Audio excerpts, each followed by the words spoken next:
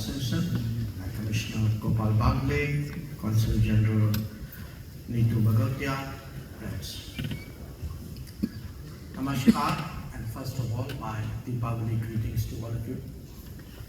And I want to say that for me it's something very special today. I'm on my first visit to Brisbane, and I think with the High Commissioner's support and nagging, it certainly won't be my last.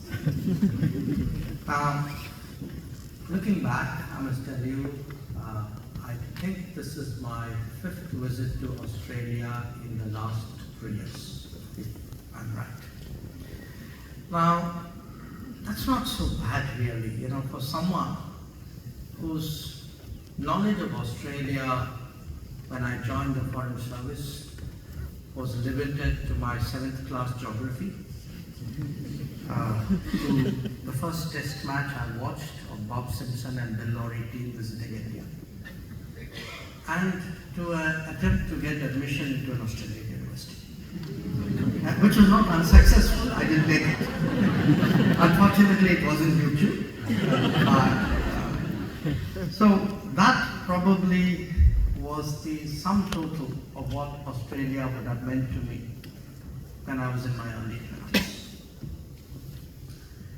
If I fast forward that, maybe almost to the end of my foreign service career, I don't think it meant very much more. I first actually came to Australia when I was Foreign Secretary, right at the end of my career. And so when I reflect on this relationship, and yesterday, in fact, before boarding the flight, I was releasing a book in India called Friends.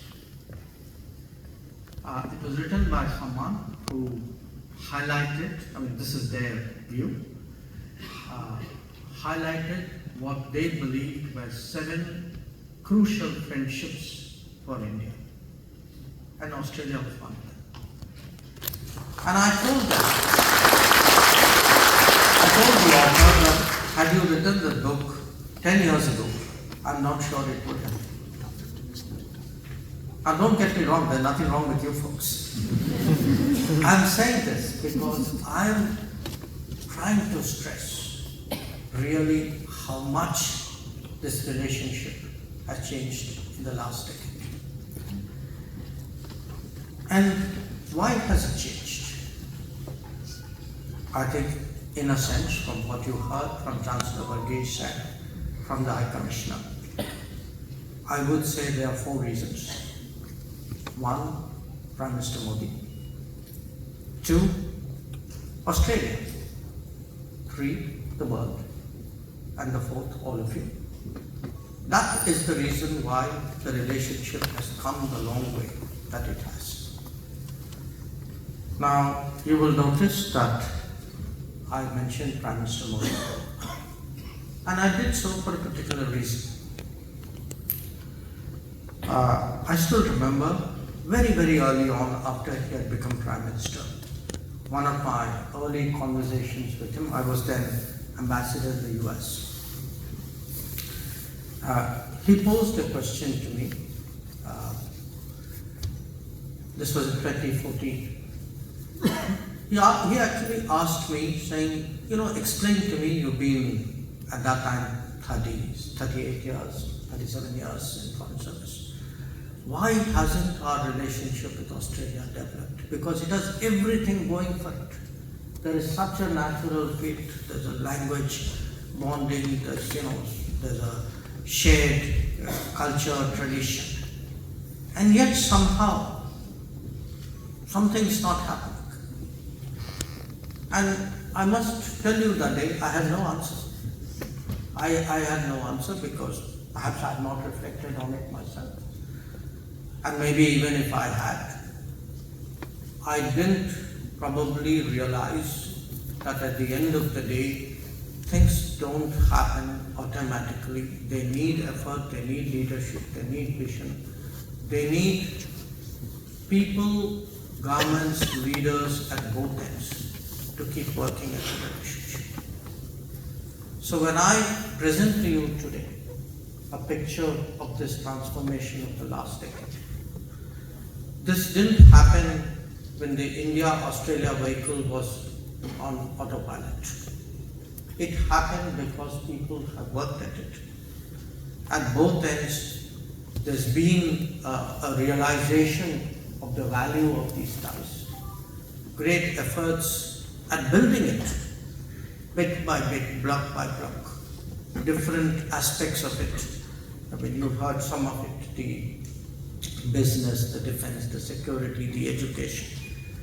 But most of all, I think if you look at these crucial relationships that we have today, when we have a living bridge, which is what all of you are, I think that gives the relationship such an effective pathway to grow that there's really no substitute for it. So I come today not just to formally inaugurate a consulate tomorrow in Brisbane, but to actually thank you all, because it is your presence, it's your effort, it's your contribution which has actually made the consulate possible.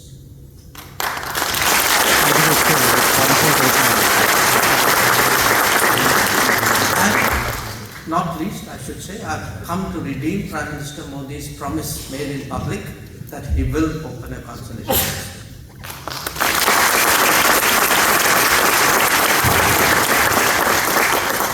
Now, it's perhaps a bit obvious to explain to people who live in the Sunshine State what your contribution is to the relationship. But coming here, I must say, I was impressed. I believe today there are, my figures could be a little bit dated, but I think about 125,000 people of Indian origin who live here. Would that be right? I think a little bit more, Peter, than when you started off. And I'm told about 15,000, 16,000 students roughly in the state. What impressed me was 75% of the exports of Australia to India are actually from this state. And most of our major companies, I saw a very, very distinguished list, are present here in some form. And I learned today that probably the avocados that I eat in Delhi are probably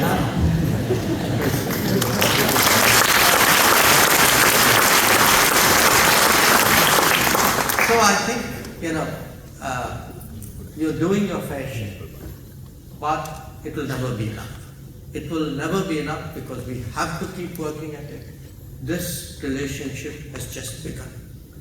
Think of it, the last 10 years, actually, we should treat not as an achievement, but as a glimpse of what is possible. I think what we have, in a way, done is to put in place a certain framework in which this relationship will grow and foster in times to come. So what is that framework that we have put in place? I think again, both Peter and Gopal referred to it. Today, when we, as Indians, look out at the world and say which are our crucial, really important foreign policy platforms or mechanisms, I don't think there's any doubt that the Quad would rank right up there. And Australia is our founding partner of that mechanism. In terms of our bilateral ties, in diplomacy, you kind of come up with words which are a signal to your own system, to other people, and the more adjectives you add, the weightier it gets. So when we speak today of a comprehensive strategic partnership, this is a description. In bureaucraties, it has a meaning. It's not with every country that we would use those terms. In fact, there will be very select countries to whom we would accord, that description of the relationship. And Australia happens to be one. We spoke about trade. The fact that we were able to conclude an economic cooperation and trade agreement, ECTA, and the big jump that we see today in the trade, not just the avocados, a lot of other stuff. That too is a sign of what has changed, what are the doors that have opened. But then when one looks at a domain which many of you would be directly connected to, when I look at the mobility and migration agreement, when I look at the mutual recognition agreements that I have, when we speak about the MATES program, when I hear about UQ and IIT Delhi having this strong relationship. In fact, to me, a lot of this are these are possibilities foretold in Chancellor Varghese' report a decade ago, which we actually are today realizing in great measure. So there is an immense possibility there, and I will come back to this aspect later. But I was particularly pleased that we've just had the visit of our Education Minister, Dharmendra Pradhan, because I do believe that education and research will play a disproportionate role in the sort of knowledge economy and the era of AI into which we are now entering.